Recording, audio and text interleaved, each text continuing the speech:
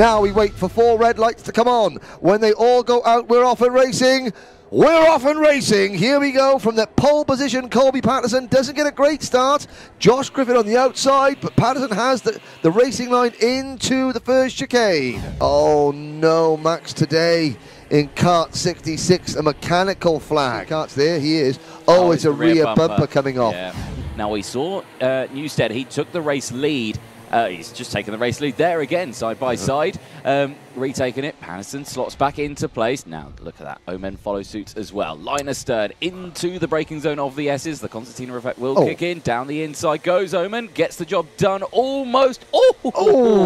Gets his front nose cut off slightly there. Slots back into third.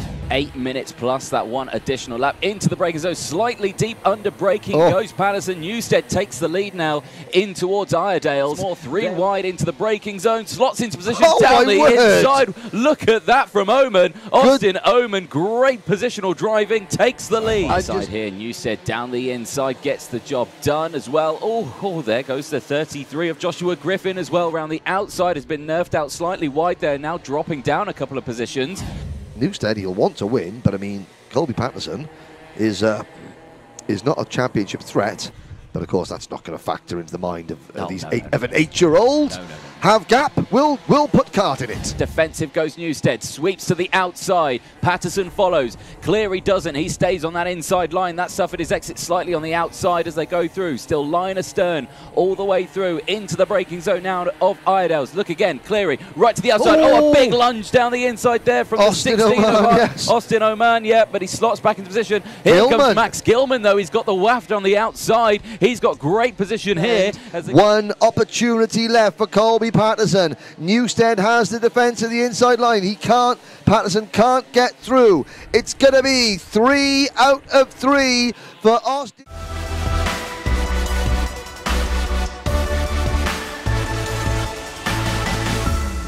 Here we go. Lights are green. We're off and racing. Sofrenair on the outside of the front row. Belofsky, the new Fusion Motorsport signing on the inside of the front row. They all scramble through the first chicane on wet tyres in the rain and down to hairpin number 1. Oh, look at this 4 wide on the exit. Oh, and who's that pulling off? 55. Oh, Roman Kamyab.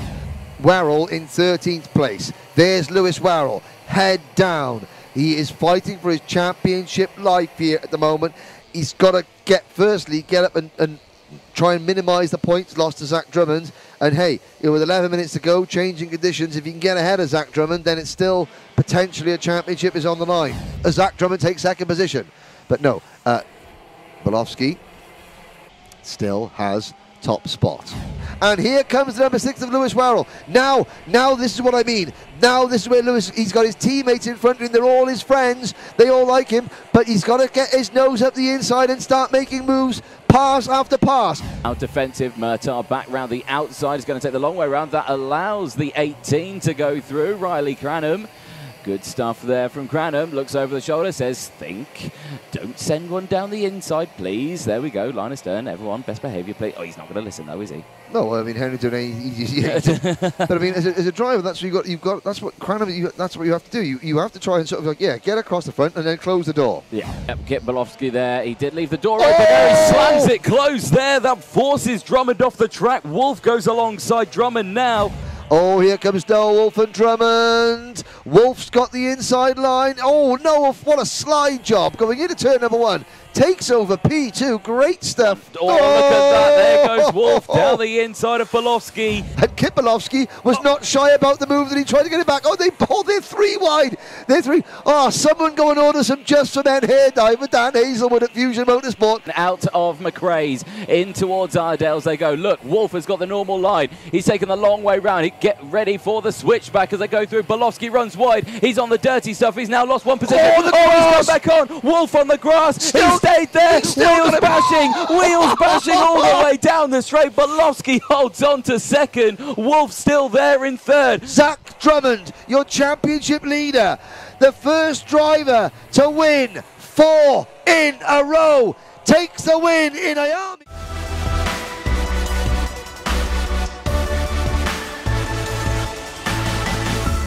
Did Bishop use too much tyres in the pre-final earlier on? Let's find out. Yes, because that was on wet tyres and Bishop won by a long way. Was he using it too? And look at Wesley Swain up the inside of his teammate Robinson to take P2.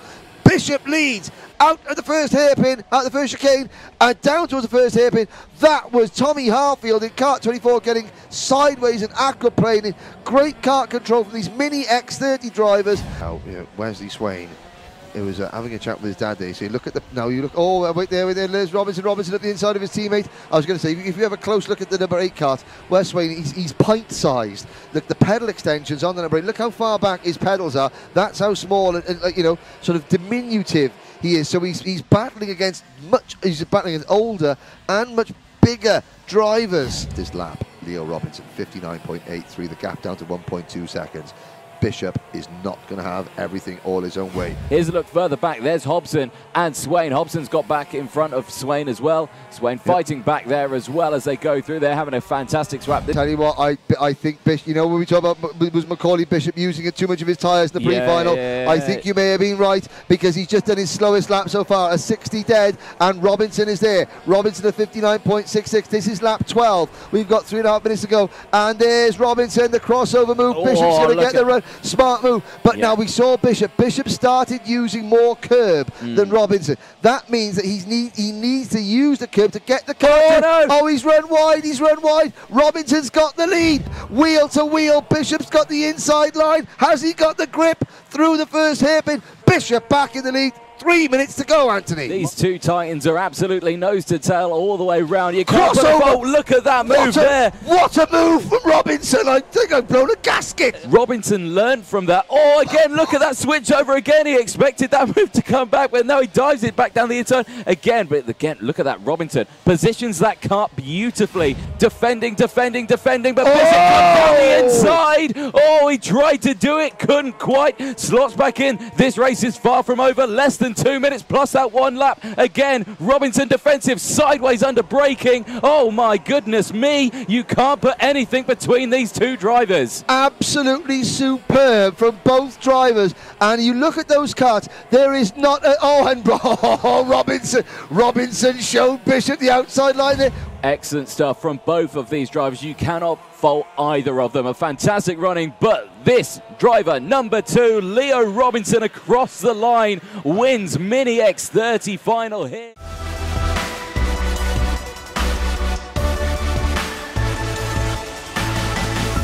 Here we go, though, lights are green. We're off and racing 32 junior drivers. Oh, and Olivier Algieri sideways over the curbs through the first chicane. He had a bit of help there, but he managed to hold on.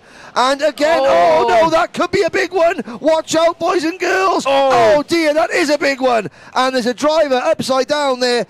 Camera cuts away. Let's have a look. So that, good to see who it was. I think it was a purple and white kart, but the driver was moving around under the kart. There were several other drivers, and the yellow flags are out. Nathan Clifford, Aidan Lynn, and Brandon Carr out of the race. Clifford is okay. At the back of the pack, Reese Lomax, Charlie Rippin have been delayed, but they are still running after that incident. Stable Ginchard, Walker, Harrison, Stewart and Algieri. Olivier Algieri is down in 25th position, lucky to still be in the race, and we've gone green with 11 minutes to go, Anthony. Dan Ginchard now getting into his stride and setting a new fastest lap. The gap between him and Bourgogne was 1.5 seconds at the start of the lap. On the left-hand side of your screen, they've gone to the first split of lap number 6, and it's down by a tenth to 1.4. Oh, there's Olivier Algieri now. He's obviously got his dander up, I think is the word. Xavier McLaughlin at the inside to pick up a place there. 4 minutes to go. Yep, just getting past Lorenzo Cordal there, moving up into P6. Like you say, 4 minutes to go, plus that one additional lap. Oh, Jack Hawks, 5-second time penalty in the number 18, currently running in 11th place. That is not what you need in the final, is it? The only drivers that have ever won 3 finals in the Junior X30 class, the 2019 champion Oliver Gray and the 2020 champion Oliver Greenall. If Oliver Stewart, well, he's got the right first name. Well, yeah, he's got the right first name. Seriously, if he wins, if he'll become the third 3-time Junior X30 winner in the championship. Both the previous two went on to win the championship. Well, one of Scotland's finest is a corner away. Paddock Hill Bend. Now down the hill towards the start-finish line. It is Harry Burgoyne Jr. who has the race.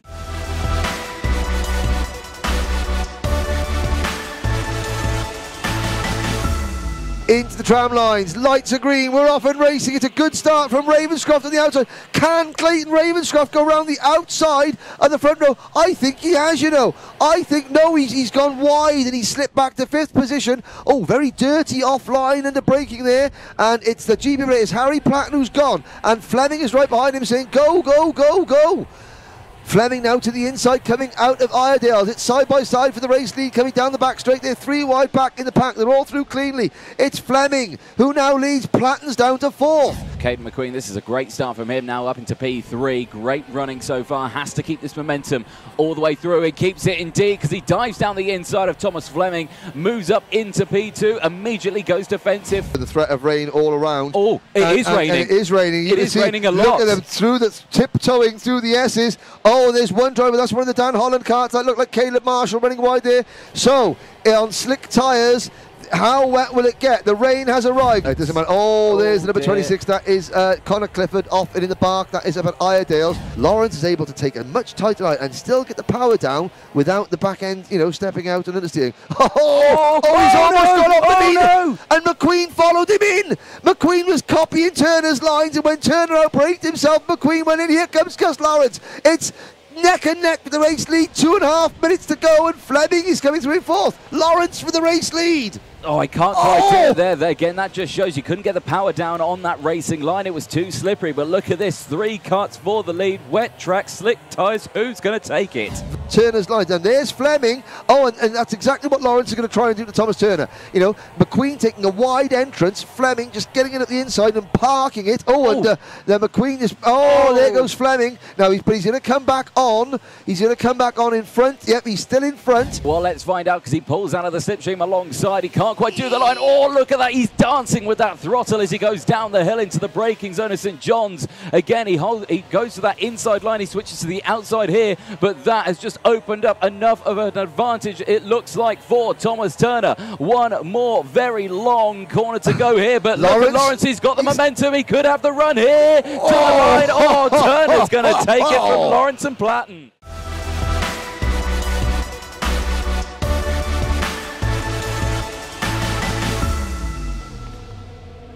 Lights are out. We're off and racing. Turner on the grass at the start. Well, into tournament. The question remains, Bradley Barrett, how much did he use from his wet tyres? He's made a great start. He was, kart spinning. Josh Price is one of them. Miles Murphy is one of them. How aggressive was Bradley Barrett on his wet tyres on a drying track earlier on, Anthony? Oh, my word! And that is a big crash. That's Alan Kenyon completely losing it, under braking and spearing into the rear bumper of a very, very lucky number 2 Ryan Cannon. Oh, that neck. His neck got jarred there. But look at Joe Charter. Joe Charter backwards. My word. Charlie Turner needs a medal. That is quick reaction driving there like you've never seen for Charlie Turner, because Joe Charter was spearing backwards across the thing. Wow. Here we go. Watch the number 7 kart of Lee Ward. Inside line, turn. It's almost like he puts the handbrake on, using the moisture of the circuit to get the back end, just to step out enough, get that kart squared away. Down the straight we go. Here comes the 33 at the inside, and Lee Ward does leave Darren Allen room. Out of the first chicane, Bradley Barrett is under pressure. Now, in the first race, the situation, the pre-final, the situation was reversed. It was Bradley Barrett attacking Ryan Cannon. Just clipping those curbs on the inside. Oh, is that Longfield? Oh, it is Longfield stepping aside, and Tom Longfield there at behind the Marshall post. Now, trying to find where's the go-kart gone? There it is. Right, so it's a long way. So that's failed coming out of the first hairpin. Ashley Lewis, 54.82. Barrett and Cannon side by side. Cannon tried to go the long way round, and is he going to do it? No, he can't. Slots back in again. Barrett holding on to that inside line. I have to say, my hat's off too Ryan Cannon there for the boldness of that move around the outside of Paddock Bend. It didn't work, but I have to say, what an attempt it was. Oh, very late on the brakes there from Cannon. He tried to take the long way around and get the switchback, but it didn't work out once again because, like you say, Barrett's just driving that kart like a direct drive. He's just parking it on the apex all the way around. Only one more corner to go. This is where Cannon tried to go the long way around. He couldn't do it this time. There is no chance of doing it this time, and it's going to be Bradley Barrett with his first race win in KZ2 in the British Kart Championships across the line from Cannon.